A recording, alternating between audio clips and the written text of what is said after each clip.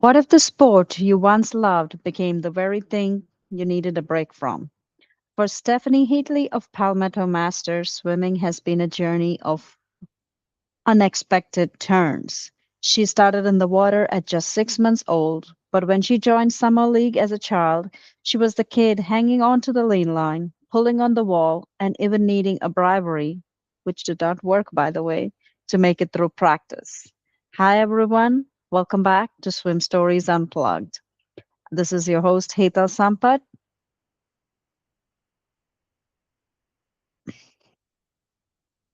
Eventually, friends helped her discover year-round swimming, where coaches saw something in her that she didn't see in herself yet. A distance swimmer with endurance and the ability to keep going. But as the years went on, swimming became more demanding. Morning practices, long afternoon workouts, distance sets, school, and eventually college swimming began to take away something Stephanie valued deeply, her freedom.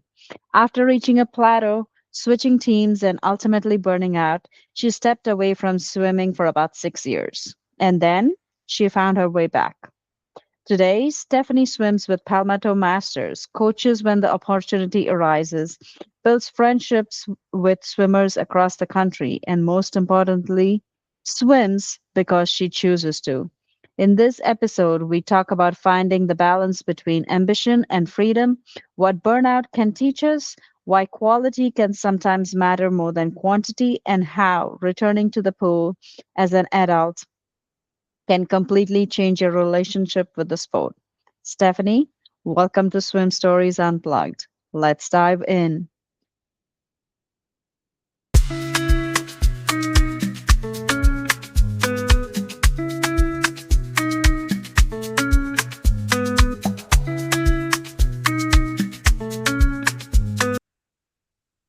Hi, Stephanie. Welcome to Swim Stories Unplugged. Thank you for being here today. Of course, it's my pleasure. So, we're going to get started with trying to remember when was the first time you went into the water and what you remember about those first days in the pool. Okay. Um, well, my parents actually started me in the water when I was about 6 months old. Um, Okay.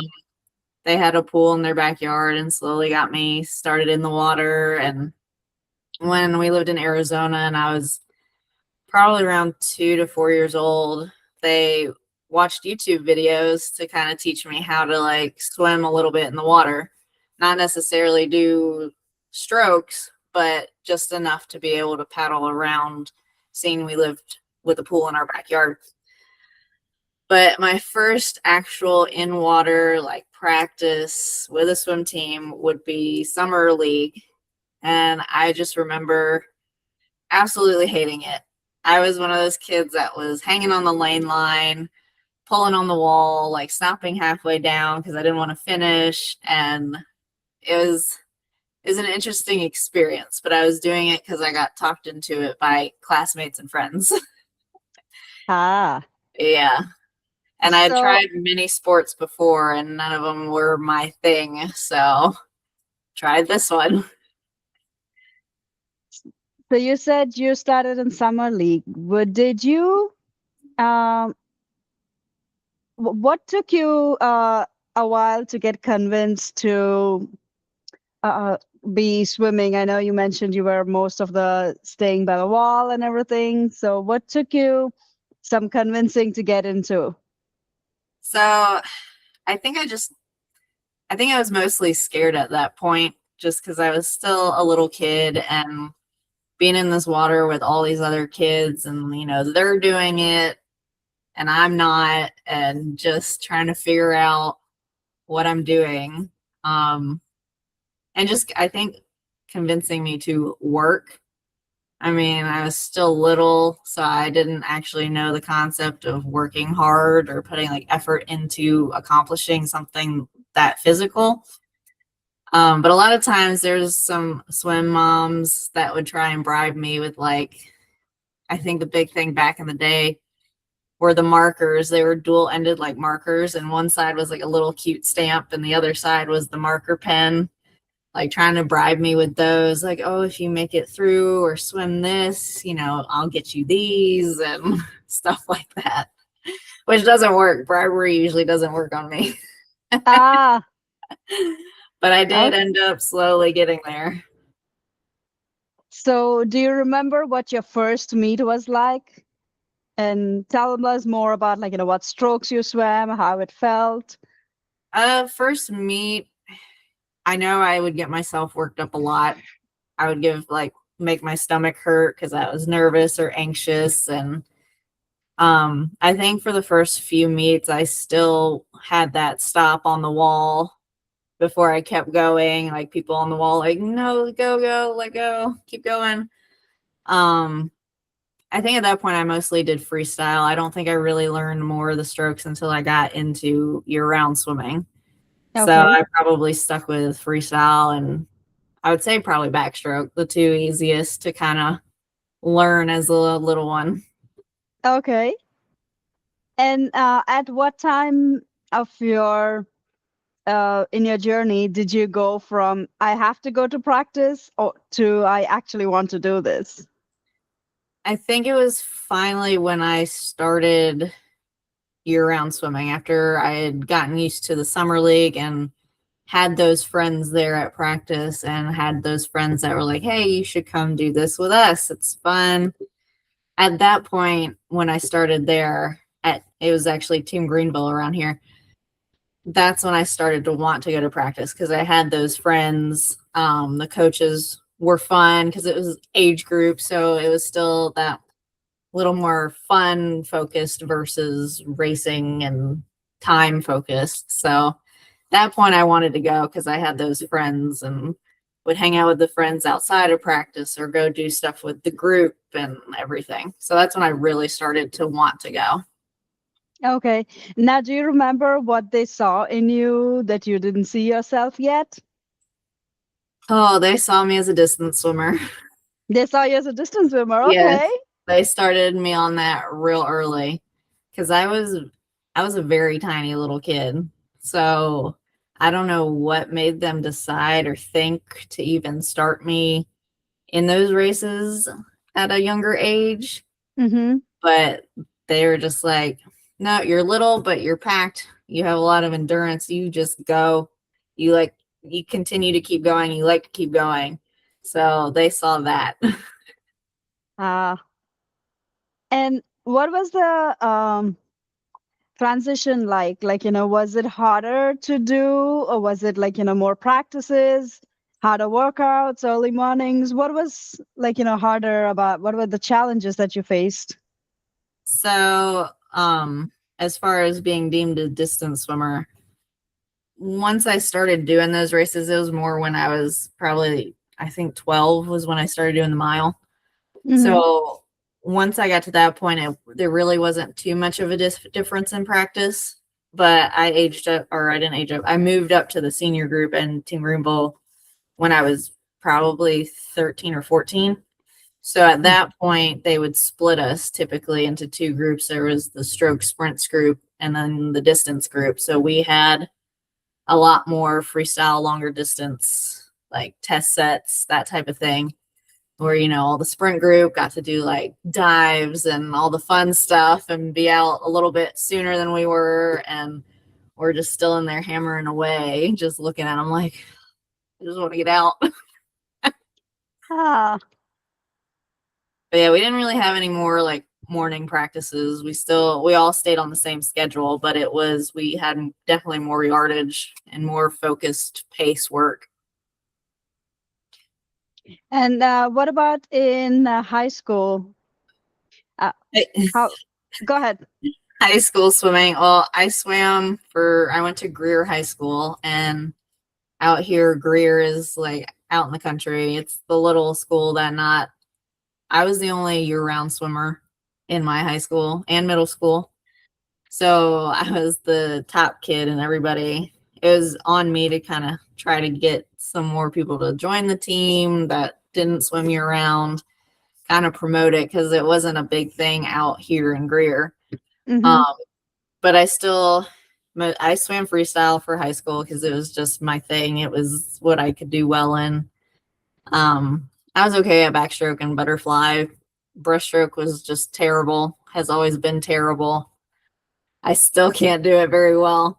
So I usually stayed away from the IMs. So I mostly did freestyle, then probably butterfly in the backstroke. Okay. And when you were doing all of these strokes, learning all of these strokes, did what was something that you most enjoyed, and what was something that was challenging when you were learning these strokes? The most enjoyable thing I think was just learning the new stroke and the technique of it. And the Mm-hmm. fun part was doing like the drills. Because especially when I was probably in that 8, 9, 10-year old range, doing some of the drills like butterfly, they would let you put a kickboard under your stomach and just get the fly arms right. And just doing little fun things like that just to kind of learn the rhythm and the aspects of it. The worst part was actually having to practice the strokes you weren't good at. So Mm, yeah, you learn the basics of breaststroke, but now we're gonna do a little set swimming breaststroke, and that was the probably the part I did not like because I'm like, okay, I got the drills, I can do it, but I don't want to practice it. yeah. So when you how did you motivate yourself when when you were challenged like that, when you didn't want to do something? I think at that point I was mostly trying to get the standard time. So like I think it was BB, BA, double A, triple A, those USA swimming time standards, because you would get a little patch. And back then you would automatically get a patch when you qualified with a time instead of Mm-hmm. having to order it. It would just automatically get sent to you. So I think Oh, that was the motivation there, was having those motivational times to, yeah, I don't really want to do it, but I want to be able to have like an A time in this when I don't have, that's the only one I don't have it in. I see. Right. Yeah, like having to receive it automatically sounds exciting for sure. It's like a little treat. It was a Yeah. surprise. Yeah. Yeah. And swimming can be uh, a challenging in some ways. Did you ever feel like you wanted to quit, or what it made you keep going? So yeah, there are definitely times, especially as I got older into the teen years, of wanting to quit or not wanting to go to practice, Mm-hmm. not having the same amount of freedom that like friends at school had that didn't like swim. Because a lot Mm-hmm. of other sports, yeah, they still have practices, but theirs were most of the time like an hour or just here and there. Where swimming is, you got practice in the morning, then you have school, then you have practice in the afternoon, and most practices are 2+ hours. So it took a lot of freedom away, and that was one of the things that kind of was irritating, a little Mm-hmm. frustrating, because you're like, oh man, I have friends that are going to the movies or going here, and I can't go because I have practice. Um, so that made it difficult. And there's times where I kind of plateaued with my training. Mm-hmm. That also kind of made it a little harder to keep going when you hadn't seen any kind of progress in like a year.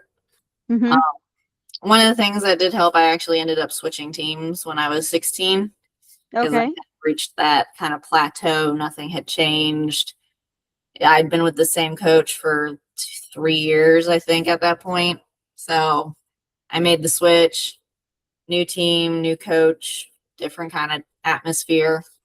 And that kind of relit a little bit more of the passion in it because it was different people, different kind of training, different views. So that helped spark it again to keep going. So, and then I did actually end up quitting my sophomore year of college, just because I was in a rut. It was a lot. I mean, having 3 doubles a week every afternoon, Saturday mornings. And then on top of that, we had study hall. If you didn't have a 3.5 or higher GPA, you had study hall every evening. So Right. having like no free time, you were always either in class, at the pool, in the weight room, in study hall, or back at your room trying to finish schoolwork in between all of it, I kind of got really burned out and it was no longer fun to me. Mm-hmm. And I didn't want to go to practice. I felt like I was being forced or Mm-hmm. I had to. So yeah, that's where my career, I guess, took a pause. I stopped there for a few years, but And after I, you was, go ahead. I'm sorry. I was gonna say I found it again. Yeah, I'm glad you found it again. And tell me about that spark and excitement of you finding it again with the Masters swimming team. Yeah, so it had been, I officially, it was about a 6-year break that I officially took from swimming. I Mm-hmm. had touched the water a couple times the year before I actually started back swimming again, but it was just on my own, just when I had time at the little tiny YMCA that was near where I was living. The water was like 85 degrees. So it wasn't anything crazy. I just would hop in every so often when I had time. And then I don't know who, I think it was Coach Roy, which he was one of the coaches at Team Greenville when I was little that I still have contact with. He convinced me to look at a master's team that was swimming at Greenville County Aquatic Center. So I did end up joining back, I think it was January of probably 2014. Mm-hmm. And so I hopped back in, and funny enough, it was still long course at that point. So I hopped back in and I'm like, after practice, I was like, man, I forgot I had some muscles in some places. I had forgotten it. Like just it came back, but it hurt. Yeah. Was it like hurt, like physically? Right? Oh yeah, Okay. physically Yeah. hurt. Yeah. But when you found the Masters team, and what has been the most fun memory about your Masters swimming? uh the friends that I've made along the way and being able to connect with the different people in different states. Like I don't have many like masters friends that are right here local where I am. They're Mm-hmm. all over the place. They're like Ohio, they're up in New England, down in Charleston, Florida. They're everywhere. And it's fun to go to those like 1 or 2 meets a year where you all get back together and to see each other. And that's the probably the most fun part. I love to hear that. Yeah. Yeah. Um, when you are going for these meets, so do you do only the annual, like, meet or two that you do a year, or do you do local team, like, practices and races as well? So most of the time I practice on my own.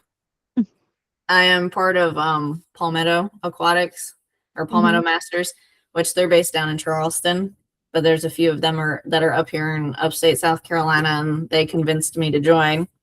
Mm-hmm. And so I practice on my own most of the week, and then Fridays I swim with a group that's at one of the Ys that I'm a part of. So I swim with them on Fridays, and then Saturdays, me and the one of the coaches that coaches Friday will swim together on Saturdays and do a little bit of a harder practice. Mm-hmm. As far as meets, which is the sad part around here because they don't have a lot of local meets around here, which Mm-hmm. I'm always jealous of, like New England Masters and up in the Midwest. They're having Masters meets like every other weekend. And I'm like, man, I wish we had that down here. Um, Yeah. but I did just do a meet in Columbia. It was a 1-day meet, the Cola Classic. And that was a fun one. It was a lot. It was I ended up doing 8 events, 4 relays, 4 individual events, all within like 3.5 hours of each other, all together. Wow. So that was the first time that I had done that much racing in that short amount of time. And it was long course. Long course. I was gonna Yeah. say, if it, yeah. So that one was I was quite sore the next day after that. I could feel it on the ride home, like slowly starting to set in. I was like, oh, I can definitely feel that lack of time to recover in between everything. Mm-hmm. But yeah, typically that's the first time I've done that one. I used to be a coach for one of the teams, the year-round teams around here. So most of the time, one of the masters meets in Charleston fell on the same weekend that there was a meet with the kids, so I couldn't go. So yeah, I tend to try and get to some of them, but most of the time it's just either USMS nationals or Y nationals. Nice, nice. So tell me, you said you're a coach, so tell me about how your life has been like, coaching and tell me more. Yeah, so I was a coach. I'm not coaching for them anymore. I'm actually back in an office job, which I said I didn't want to go back to, but things happen. Yes. So yeah, I was started coaching in 2023, and ended September of last year.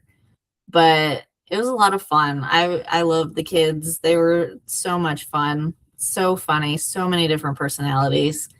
And it was challenging because they will challenge you. They're not Yeah. the easiest kids. I was doing at one point I was 13 and 14, and then I was doing 15 and over. So they Okay. definitely had the attitudes and the challenging, and but it was a lot of fun, and being able to like relay the experiences with them that I've had that they are going through, or you know, having that period where they're not hitting their times or not getting the goals that they want, and being able to relate to them on the personal level because I had been in their shoes before too. So, Right. and the fun part with that team, they actually let me practice with one of the senior groups. So I was actually practicing with the kids, Mm-hmm. and then I would hop out and do the practice with my group. So it was fun making that connection kind of as their friend, but also their coach, and being able to see it from their side and from the deck. So it was a lot of fun. That's great to hear. I can hear it in the fun in your voice. So I'm Yeah, going to I, ask I you a do miss question. it. I do Yeah. miss it. So will you go back to it at all? Currently, I don't know if I will for the time being, just because Fair the enough. opportunity is not there right now. Mm-hmm. Um, so I think I'll probably stick where I am for a while, and then if the opportunity does rise again, I may look into it. That sounds good. Yeah. And did you consider being a US Masters coach at all, or do you prefer kids more? So I am level one certified for masters. And did try to start a team at the YMCA that I was at, but because of the way like YMCA's are kind of set up, the way they were trying to do the team was more like a class. So there was like charges for each class, and then the monthly fee, and it just they weren't able to treat it as like a team Mm-hmm. rather than a class. Right. So we tried. I only ever had two people that would come and swim. And so that one kind of fizzled out just because of the way the Ys are set up. It's a little bit harder to try and achieve the team aspect of it. Yeah. No, that's I'm sure it has its challenges and excitements both that come along with it. So I understand. Yep. Yeah. Yeah. But yeah, I'm still level one certified. So, I mean, I still help out where I can. I'm actually still in touch with a lot of my swimmers. Some of them still come and practice with me when they're off from year round swimming. So, like, they're off the whole month this month. Right. Um, and I have one girl that's heading off to college next Friday. She moves in. So she's been swimming with me a little bit before she leaves. And so I still keep in touch. They come practice with me sometimes and still message me and everything. So That's lovely. That's always great to hear. And do you think you'll be considered like club swimming at all? Younger kids? um probably not. No. I'm better with the established and pushing forward to get them to like higher level Mm-hmm. versus the developmental. Okay. Yeah, I'm better Yeah. at pushing, like we've already got the fundamentals down and then Mm-hmm. tweaking and pushing from there versus trying to like teach those very first fundamental things of stroke. I'm Right. much better with the older.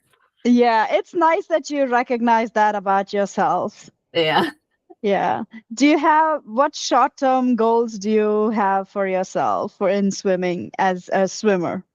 So right now, I think my goals are to, I basically just really want to get back to close to my times that I had last year at Y Nationals in Orlando. Mm-hmm. It was a really good meet, and so I'm kind of working towards trying to get to that back to those times. Because I was still in the 30 to 34 age group at that point before Mm-hmm. I aged up. But I think just trying to get those times and for long course, I have some long course records for South Carolina for the 35 to 39. And Yeah. I want to try and re-break those or better those a little bit.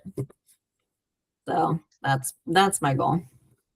I like that. And do you have what tell me about the community that you have? Like, you have like you said you have like, your friends all around the country. So how do you uh keep up with them, or do you just meet them once a year, or how do you Um, do that? we keep on touch online. So we have like a group chat on Instagram with a group of us. We call ourselves the Swimfluencers. Ah, I So love that term. yeah, so we do some videos every so often. I'm not the huge like media person, so I have some friends that are up in the Midwest that are huge media people and get like the TikToks and like, this is what we're going to do. This is all you have to do. Just send me the video and I'll put it together. So we have a couple of videos of all of us together, like the cap swap where you drop the cap and the next person catches it or throws it. We have Yeah. one. So we do a lot that way. And then I have a couple friends that aren't like in the media like that, and we just keep in touch Instagram or like meets. We message back and forth and keep track of each other on Meet Mobile and when we're doing what, just to see how each other's doing and to support. Yes. Of Yeah. course. That community of supporting is the best. I love. Oh yeah. Yeah. Hmm. Yeah. And I do have the group on Fridays that I swim with. It's like two groups almost. We have the masters team that kind of, or masters group. We're not all on the same team, but we all swim together like 6 to 7. And then there's a group of guys that come in at 7 that I swim with them and just repeat the practice and swim with them again. And they kind of adopted me last year. And so I got inducted into the Christmas party because I was swimming with them. So I got the invite, the exclusive invite. And so that was fun and having all of them. And, they keep track and check in what meets I'm doing. And then the coach, Tyler, he's around here too. So being able to swim with him, and we usually do the same meets as well. So it's nice having them there. That's wonderful. Yeah. And if there was somebody who would tell you you had to convince somebody to join the Masters team, what would you tell them? I would tell them they just need to do it because it's fun. It's a great way to meet so many different people that you never think you would get a chance to meet, and so many interesting people as well. I mean, you would never think, oh, I'm going to be swimming with the next Olympian, like Yeah. somebody that competed in the Olympics. I'm going to be in the same heat as them. You would never think that would happen, and it happens all the time in master swimming. So it's a fun thing to look at and be like, you can say, hey, I swam against an Olympian. So Yeah. I think that, and it's just fun. You don't have to take it seriously. We tell people all the time, oh, it's masters. You can do whatever you want. Yeah. It's a kick set. You can put on fins. It doesn't matter. Yeah. So I think that's what I would tell them. It's just fun. It's like a big kid party. Big kid party. I love Yeah. that. I love being a part of the big kid party team. Yes. Yes, not having that like responsibility of, oh, you have to do this, you have to do these times, you have to go every day and meet this attendance requirement.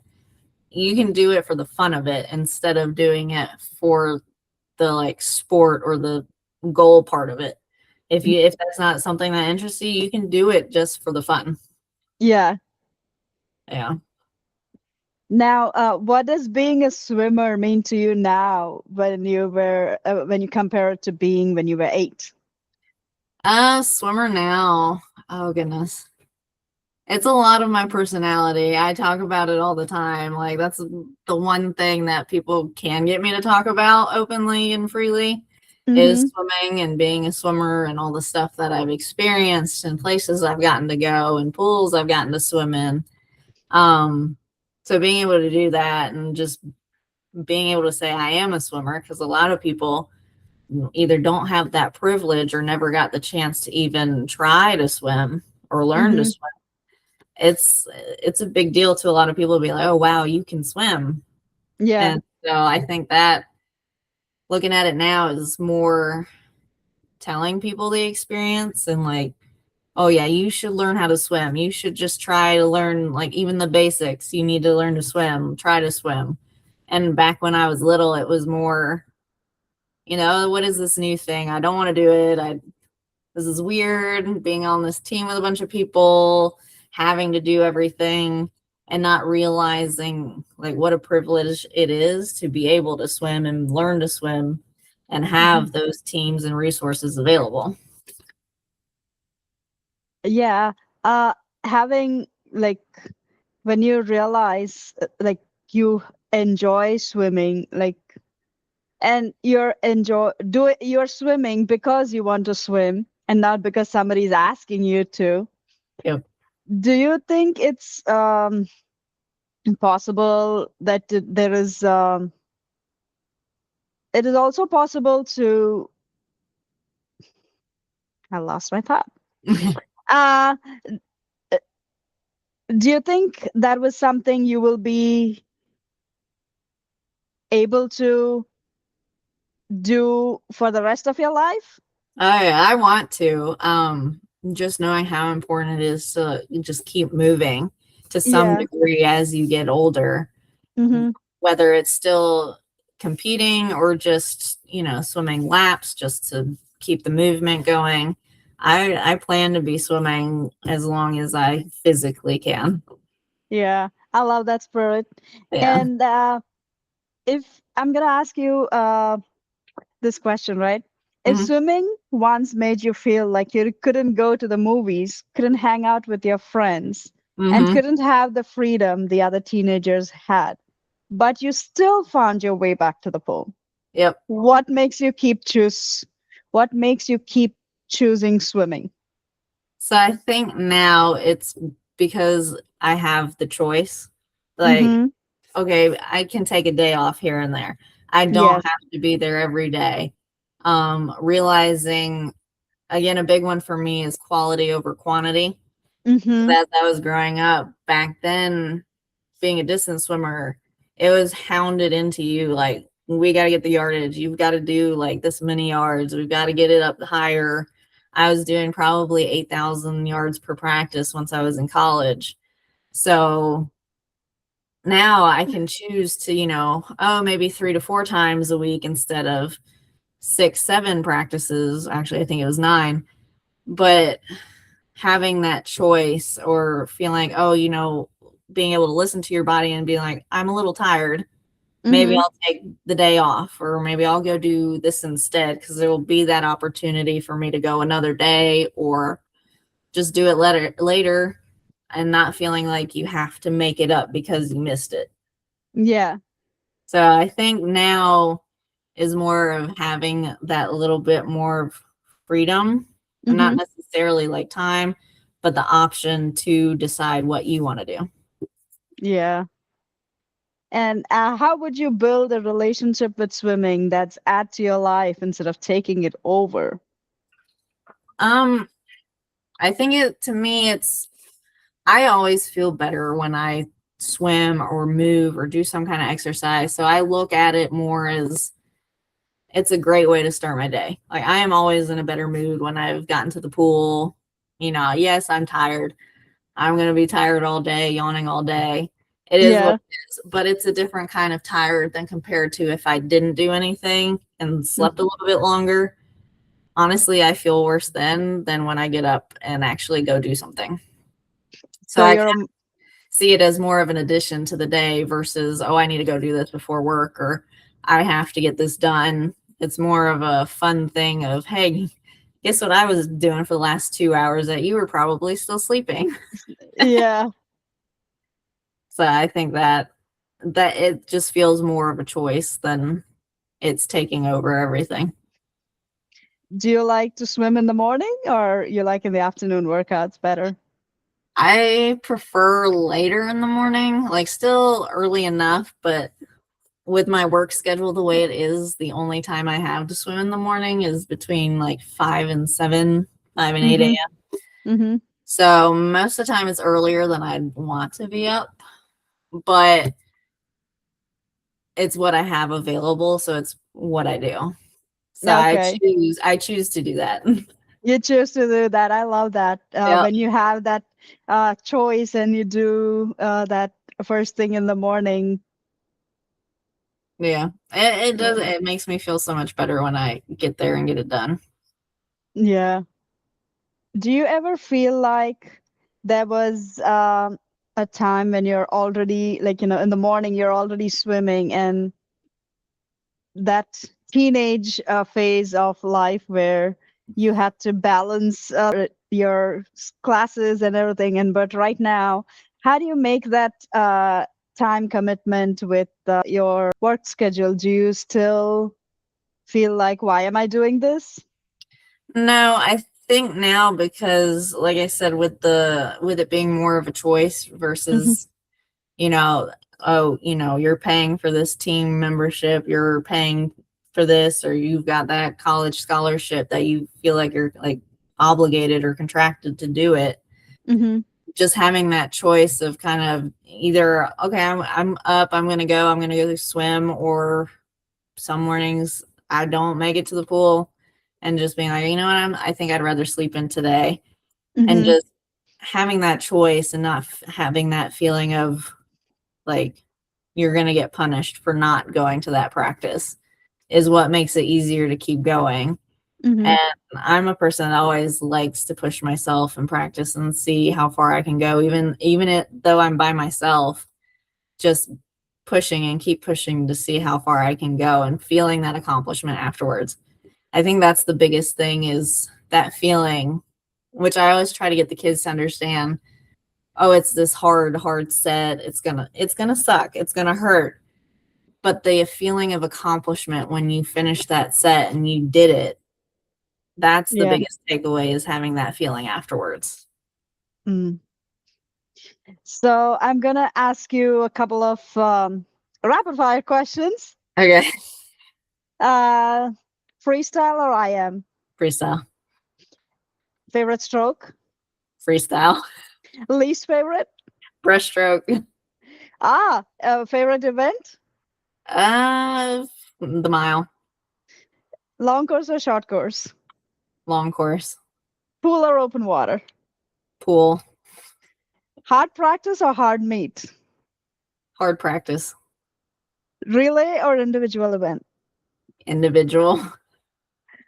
Warm up or warm down? Warm down. Goggles that never leak or a perfect swim cap? Goggles that never leak. And favorite swim snack? Oh, banana and peanut butter. One thing your coach says to you that you hear in your sleep? Don't breathe into the wall. All right. Early morning alarm, get up or snooze? Snooze. All right. Thank you, Stephanie, so much for being on the podcast. It was such a fun time chatting with you and being here. Thank you. Yes, thank you. It was fun. It was a good first experience. So I had a good time. Thank you for including me. Thank you.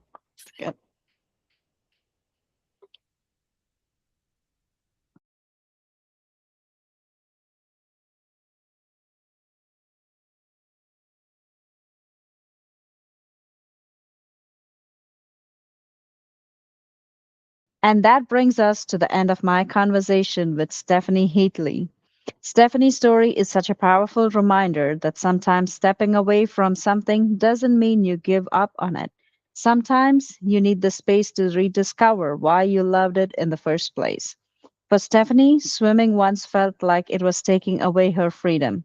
Today, that freedom is exactly what allows her to keep choosing the water.